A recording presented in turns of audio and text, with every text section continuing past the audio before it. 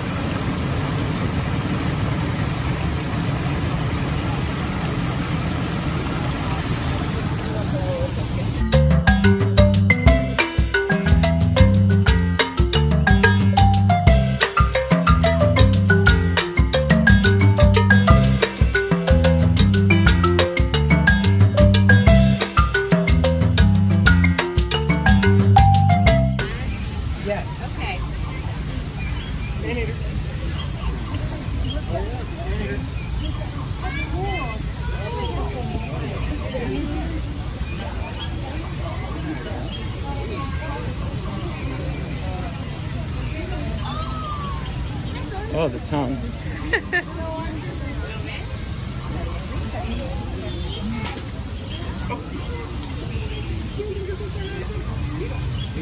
Honestly, from the neck back, it looks like a braid.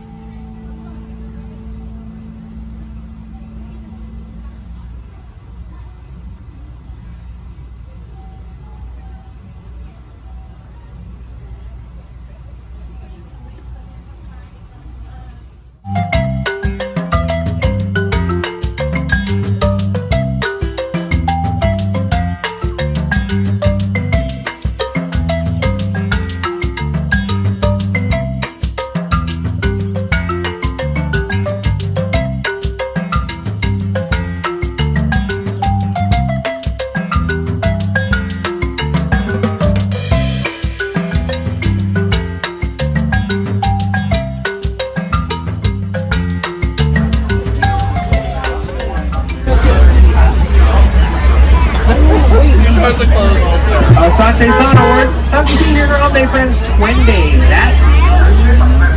So let's go. Hello, friends, and welcome aboard Kilimanjaro Safaris. My name is Nolan, and I'm your safari guide here today. I'll be around Bay Wildlife Reserve. Now, before we get going here, a few important safety reminders. As always, be sure to remain seated at all times with your hands, arms, feet, and legs inside the truck. And for the safety of your belongings, be sure to hold on to them, especially your mobile devices and cameras while you're taking pictures. You got to make sure you have your hands inside the truck, because if you stick your arms out and your phone falls out, you're probably not going to get it back for a while. I can't stop to pick up anything that is dropped, and if you do end up getting it back, it probably won't be in the same condition that you dropped it in. Now, above your heads there, you do have that animal spotting guide. It'll give you a good idea what kind of animals you're going to be seeing out here today.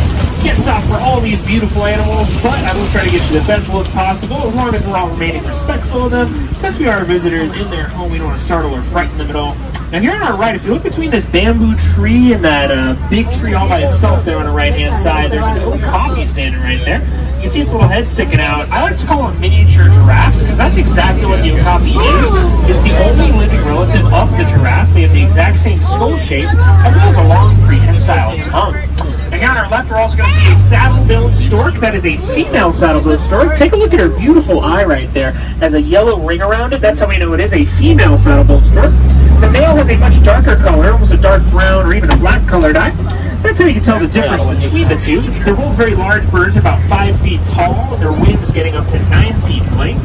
So if their wings were spread out, they'd be about the size of this canopy above your head. And then here on the right, you can see that okapi, how it looks exactly like a giraffe there. It's a little bit shorter in a few different colors. Those black and white stripes are used for camouflaging, and the darker color of their front helps to camouflage them as well. Now, a lot of animals do a very good job of camouflaging out here, but we are coming up on an animal that's not so great at camouflaging, but they're large enough to not really have to hide very much out here. See if we can see him. He's kind of on top of this hill right now. Let's see if I can get a look at him. Oh, black rhino. He's kind of walking away from us right now. You can see him blending in with the cliffside up there. Now, black rhinos like this guy can weigh about 3,000 pounds. They can also run at speeds of up to 30 miles per hour. So even though he's a lot heavier than us humans, he can run much faster than we can. The main difference between the black and white rhino has to do with the face shape. You can actually see it on our spotting guides in just a second. But here on the right, we are going to see a large antelope species known as the greater kudu. The greater kudu is the second largest African antelope species, weighing up to 750 pounds at times. And these are all female kudus. If you're curious what the male looks like, it's a lot different from them. Look up on your spotting guide on the far left and the far right side. You can see they have large horns on their head that can get up to 6 feet in length, so we can tell the difference between them. Now, opposite of that, we're going to see another saddle-billed stork, but these bongos running around. These antelopes, both male and female bongos, have those short, slick-back horns you see there, very similar to the male kudus. A little bit shorter, though. These are all female bongos that we're seeing out here. The males don't really look a lot different. They just have a little bit darker fur on the front of their face. Now we get another look at that male saddle-billed stork. You might be able to see that darker eye color we talked about. That's how we know that one's the male. And the other one we saw earlier was the female. Alright, we are making our way up towards this, the Safi River now. The Safi River, of course, is home to a lot of animals that spend their time in or around the water. Water is a very important resource most animals need to survive. Whether that's just drinking the water like us humans do, using the water to cool themselves off. Some animals even get their food from the water, so we'll see. But here on our left-hand side, we are going to get a look at some very sleepy animals. Let's see if you can spot these big rocks in the water over there. Those are actually Nile hippos hanging out. Now, the Nile hippopotamus can weigh up to 5,500 pounds. They also spend a lot of time in the water, like you see them there. You can see they have their eyes, ears, and nose above the water. That way they can hear, see, and even breathe while their bodies are submerged in the water. They spend a lot of time under the water so they can cool themselves down throughout the daytime. They are nocturnal animals, so they'll come out of the water at nighttime to look for their food, see if they can spot anything hanging around. Now these big birds here are called pink-backed pelicans. They get their name from the pink skin underneath their feathers. It turns a very bright shade of pink during mating season.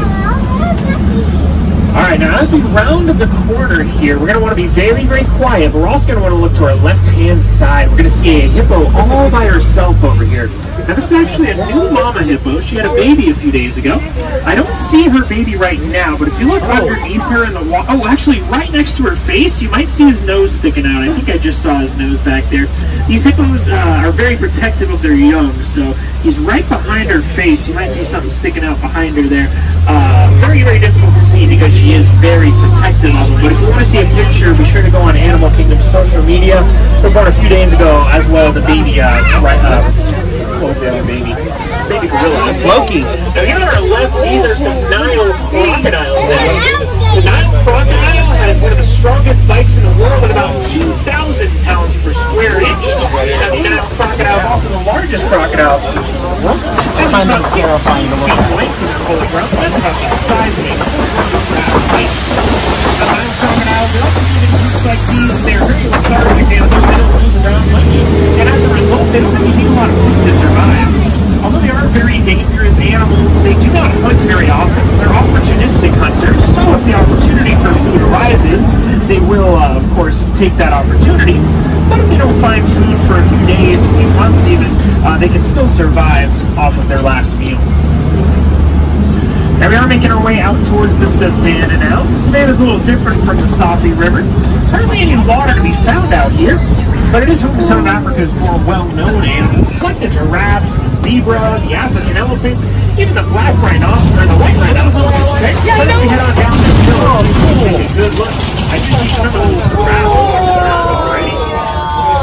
Now as you head on down this hill, take a look to your left here. We'll see some of those giraffes. Looks like a large gathering of wildebeest out there as well. A lot of these animals will hang out near giraffes because giraffes are really good friends to have out here. Their immense height, up to 20 feet tall, and their great eyesight offers a nice overlook at the savannah that a lot of smaller animals do not have, like these wildebeest, of course.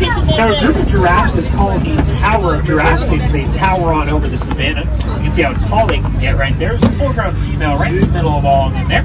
I believe her daughter's actually over here on the right-hand side. She's about a year old. So a pretty young giraffe, not really a baby anymore, but a very young one. There is a baby animal here to our right, though. This guy's sitting down in the shade here. That's a baby zebra. This little guy was born about 2 months ago. You can see his little mohawk starting to grow in there. These baby zebras, when they're first born, they have the longest legs they'll ever have their entire life. So it's pretty funny looking. It almost looks like you stuck some toothpicks into a marshmallow. Now, if you look closely, you're going to see a little difference in stripe patterns here.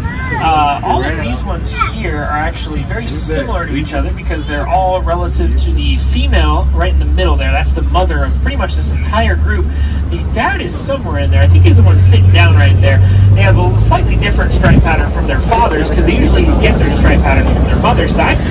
The stripe patterns are similar because they're Hartman Mountain zebras, but no two are the same. They're kind of like thumbprints. Now here on our left, there is something sitting down by those bamboo trees back there. Let me pass by this rock, see if I can get you guys a better look at it. There's actually an African wild dog sitting down back there. African wild dogs are not like dogs that you and I have at home. You can see them taking a big nap out there. They're actually one of the most successful pack hunters in the entire world. They have about an 80% success rate in tracking down their prey. This is due to their strong communication skills as well as their good stamina. They chase down their prey for as long as they need to until they get tired. And then that prey, of course, doesn't really stand a chance for them. As opposed to animals like cheetahs and lions, which if you outrun their initial attack, they're able to get free of them, usually leading to about a 20 to 40% success rate for the lion and cheetah versus that 80% success rate of the African wild dogs. Now we will get another look at this family of zebras over here. You can see they all have black noses. That's how we know this group of zebras is all black with white stripes. You can actually see a little better look, I think, from this angle at those stripe patterns. Like I said, there's different types of zebras, like the Hartman Mountain that we see here, the Grevy zebra. Oh yeah, this is a much better look here. So you can see the mom is the big one here in the middle, and then right next to her on her right, that is the father. He has a little bit different stripe pattern from all of his kids and even the mom right there. So you get a good idea of how the stripe patterns slightly differentiate between zebras. Now, here on our right, we're going to give a good look at this tower of giraffes. You can see the youngest one here on our right-hand side, and then, of course, her full-grown friends next to her. These ones are sort of like teenage giraffes, almost full-grown. That one there is resting her head on top of that branch. But we can actually see the mother of that baby zebra right here. So you can see how tall she is. Unfortunately for baby zebras, since they're full-grown mothers like this, their legs are so long, they actually give birth standing up. And when they do this, of course, not the warmest welcome into the world for these baby zebras. If you're curious what it would be like to be born as a baby zebra, or baby giraffe, sorry, imagine if you fell out of the truck head first with nothing to protect you. That's exactly what it's like. All right, now I'm going to get as close to this giraffe as I can. You can see how big she is. Look at that big, long legs of hers, as well as that long neck. And they also have those long tongues. The tongue of the giraffe can actually reach out of their mouth up to their eyeball if they wanted to. It's about the size of your forearm, up to 18 inches in length. Look at those long legs of theirs. These giraffes can also run about 30 miles per hour, but believe it or not, those tiny little antelope on top of the hill, those guys can run about 55 miles per hour, almost twice as fast as the giraffe. And then the one next to it there, that is the sable antelope. That's the icon of the Harambe Wildlife Reserve. So when you're walking around the gift shop later today, you see those long curved horns of the Harambe Wildlife Reserve. So that's the animal that you're seeing up there. Now those tiny little springbok are one of the smallest antelope species in the world. The antelope do come in all different shapes and sizes, as small as the springbok and as large as my personal favorite animal, the Patterson's eland. You can see it listed up there on your spotting guide, the eland on the left and the right side. Those guys can weigh about 1,000 pounds, but believe it or not, they can also jump about 6 feet up in the air. So imagine if you saw a 1,000-pound antelope to our right, and he can actually jump into our truck. They are very, very impressive animals. They're gentle giants, of course, since they're herbivores. They don't need other animals. Now here on our right, we're going to see a huge animal. That is the African elephant.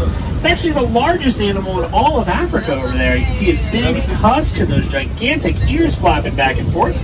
Those ears have a lot of blood vessels in them, so they actually use them as a way to cool themselves off. They'll cool themselves off by flapping those ears back and forth. They usually lower their body temperatures by about 15 degrees Fahrenheit just by flapping those ears together. Now, looks like we're going to be stopped here for just a minute, which actually really... Oh, just kidding. Said you were stopped there for a second. What we're going here now, these African elephants can weigh about 12,000 pounds, making them easily the largest animal in all of Africa. And they eat a lot throughout the day to make sure they maintain that body weight. Now, here on our left, look at this animal here. That is a monkey walking around there. This monkey in particular is known as a mandrill. Female mandrill like this one can weigh about 30 pounds when they're fully grown, while male mandrills can sometimes weigh up to 100 pounds. And you see her making her way across the ground right now. That is because mandrills like this one are terrestrial monkeys. Terrestrial meaning they spend a lot of time on the ground, as opposed to leaping through trees like some monkey species, like the colobus monkeys that can be found on the Gorilla Falls Trail. They tend to do. Now, like I said, the male mandrill can weigh about 100 pounds. You'll see a picture of them on your spotting guide. They are actually the largest monkey species in the entire world. And you may recognize that male mandrill on your spotting guide as a beloved animal from one of your favorite films. And of course, Rafiki from The Lion King. He was a mandrill. Alright, now we did see an African elephant hanging out all by his own, so African elephants do move in groups sometimes. Male elephants will oftentimes be found alone like that one was, but they will also sometimes move in what's called a bachelor herd. It's a group of 2 or more male elephants, and they tend to fight a lot when they hang out with each other. This isn't because they don't like each other or they really want to hurt each other. It's usually just because they want to determine who is the strongest of the group. Kind of like if you've ever arm wrestled somebody before. You don't want to hurt the other person. You just want to show that you are stronger than them. So that's what these male elephants will do all day long. Female elephants, on the other hand, they love to hang out in large groups with each other.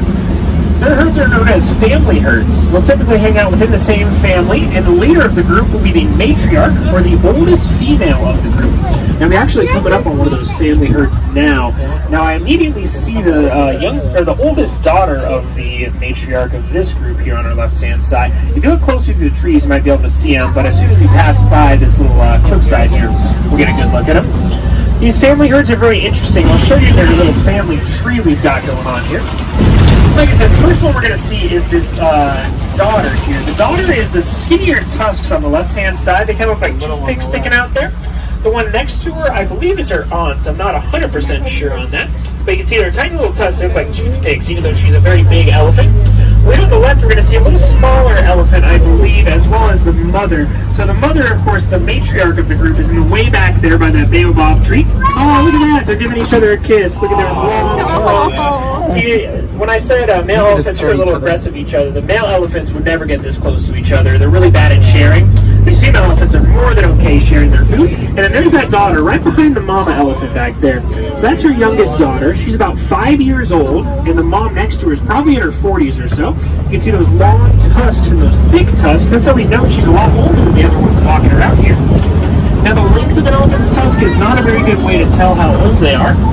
They do tend to get a little bit shorter. Sometimes they'll clip them on something or even get a crack in those tusks. But the thickness of a tusk is a very good way to tell. Right here you can see that mom taking very good care of her daughter there, sharing a little meal. Now her daughter has just learned how to flap her ears. So look at her ears. She doesn't really know how to flap them quite yet. Sometimes she'll just stick them out like that. She almost looks like a monkey with those big old ears. Now those, you can kind of see the blood vessels in their ears as well as the end of their trunk. They have a little finger. That's how they eat their food. Now here on our left, we're coming up on a group of greater flamingos, featuring their little baby flamingos by their feet. Those little great fuzzballs, those are their offspring. Those cute little baby flamingos get their color as they grow older from all of the brine shrimp they eat. You'll see these flamingos here actually looking for some of that brine shrimp. What they do is they stick their heads under the water looking for that brine shrimp, and when they find it, they use their tiny little feet to knock it loose. They'll do a little shuffle with them. That's how they get that brine shrimp up from the ground. Back there. Now a group of flamingos such as this one is called a flamboyance of flamingos. And like I said, they eat a lot of brine shrimp, which is high in carotene. The carotene particularly is what colors their feathers to eat as they grow older.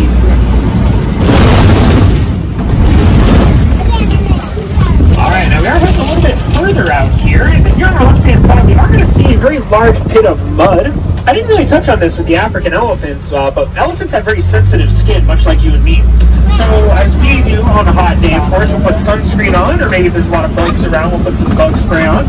Elephants do the exact same thing to protect their skin, but they don't have bug spray or sunscreen or anything. So what they do is they actually will find a pit of mud like this one here on our left, and what they'll do is throw that dirt and mud on themselves all day long, making this sort of paste on them. And then that will, of course, protect them from the sun or any bugs that are nearby. Animals like the white rhino will actually use these as baths, so you can see some mud on this tree here. That's a good indicator that there were some white rhinos here cleaning off. Now here on our left, see if we can spot this animal, no pun intended. There's actually a cheetah right next to us here, right on this rock.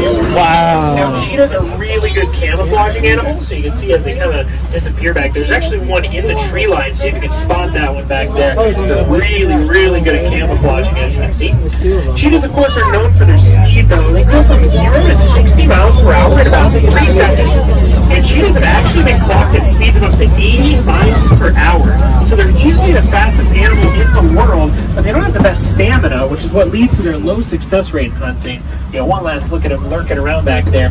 You'll see their muscular legs. They also have very sharp, non-retractable claws that dig into the ground as they move around. They also have muscular tails that help keep them balanced.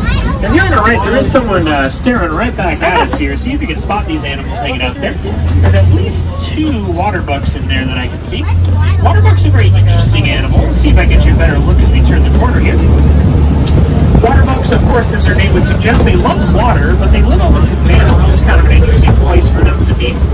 Those water bucks can go, usually have to drink about 2 to 3 times a day. Here's one staring right back at us. Look closely at this water buck. You'll see her cute little heart-shaped nose, absolutely adorable. And you might see her fur is a little oily texture to it. That's because their fur is waterproof. Now these are female water bucks. You can tell because they don't have horns on their head. But this guy here on our right, he has a horn. This is a male white rhino hanging out all by himself. And this white rhino in particular is the only male that lives here on the reserve. He can weigh about 5,000 pounds, and these animals can charge at about 35 miles per hour. For some perspective, we can only drive around 8 miles per hour, so they're much faster than we are. These guys are sometimes known as land hippos because they're about the size of a hippo. They just spend a lot of time on land. That is the only male white rhino that lives out here. The rest of them are females. They tend to clump together. I actually saw some of them sitting in the bushes over there. They weren't quite in with us. So these female rhinos are kind of clumped together while the male rhino goes out on his own. When the female rhinos are ready for mating season, they'll actually test how strong the male rhino is by beating him up. We'll kind of touch him around a little bit. Once he gets through that testing period, that's when they'll start having babies. Now here on the left, take a good look at this cute little guy. That is a warthog. I think warthogs are the most adorable animal in the savannah. Yeah, there's little tusks on the front of their faces. It almost looks like they're always smiling. They also have a second set of tusks underneath those top ones. See if you can see it sticking out down there. Those two sets of tusks are used for different purposes. The ones on top that look like a mustache are used for protection. The ones underneath it is a kind of a straight line they use as a shovel. That's how they dig their burrows out, to protect themselves from predatory animals at nighttime. But with those sharp tusks sticking out, you don't think you're really going to mess with them. Now, if you're in the right seat, you can spot that little guy taking a nap there. That is a bontebok. Bontebok were thought to be extinct for a little bit, but due to conservation efforts, they're able to make a full recovery out in the wild. You don't find thousands of them today. Now, there is a pile of eggs here to our right, and bontebok do not lay eggs. It's actually a pile of ostrich eggs. Now, ostrich eggs are so strong and so dense that any one of us could probably go stand on those eggs, and they would not even crack. Now, that's why ostriches are very confident leaving their eggs all alone, that nothing bad will happen to them. Animals like the white rhino, they are herbivores, so they won't go out trying to eat those eggs. And then carnivorous animals like lions and cheetahs probably won't be able to crack into those eggs. So they're very strong, and they're very confident ostriches are leaving them all alone. Now we're making our way towards the edge of the Harambe Wildlife Reserve, where we'll find another very cute resident of the reserve, and the only domesticated animal we've seen out here today. And of course, these little guys, these are Nigerian dwarf goats. Now, Nigerian dwarf goats are a miniature goat species from West Africa. They stand about 2 feet tall off the ground, and they're behind a fence right now. You can see that's for their protection. These animals wouldn't survive very long out in the wild. They're not very good at protecting themselves, so we as humans take that responsibility for ourselves, protecting them from predators. And in exchange, they offer us with really good lawn mowing services. You can see them doing right now. Weed a lot of the harmful weeds that go around here, leading to all this beautiful plant growth. They also offer a very sweet goat milk as well. That goat milk can be turned into cheese and bought and sold and whatnot. So it's a nice resource for us. And then for them, they get that food, the shelter, and the attention that they crave. So it's a very nice win-win situation for both of us. Now, that being said, we are going to be making our way back towards the village of Harambe, which unfortunately does mean our safari adventure together is coming towards a close. Although our safaris ending, your adventure here in Animal Kingdom is just getting started. There's all sorts of cool things to check out while you walk around Animal Kingdom today. Animal Kingdom is a very unique park. It's not the same as the others, where you just kind of go and ride the rides and maybe see a few shows. Here in Animal Kingdom, it's all about exploration. So if you're going to get out there and explore, see if you can find any new animals that you've never seen before. The other day I was here and I just found out we have red kangaroos at the park. I didn't even know that for the longest time. There's a really cool walking trail underneath the Tree of Life where you can see them at, so definitely check that one out. I very rarely see a lot of people over there, so you might get a cool one-on-one experience with some animals, whether that's a kangaroo, an otter, a tortoise, all sorts of different things. If I have any wilderness explorers on board, you've been on board Simba with me today. I do have one last Swahili word to share with you. That'd be Kwaherini. Kwaherini meaning go well. I hope they see each other again very soon. Kwaherini, friends. Go well. Enjoy the rest of your day out there. And those of you on the right. Thank you for watching this video at Magical Park Walks. If you enjoyed this video today, be sure to like and follow for similar content. And have a magical day.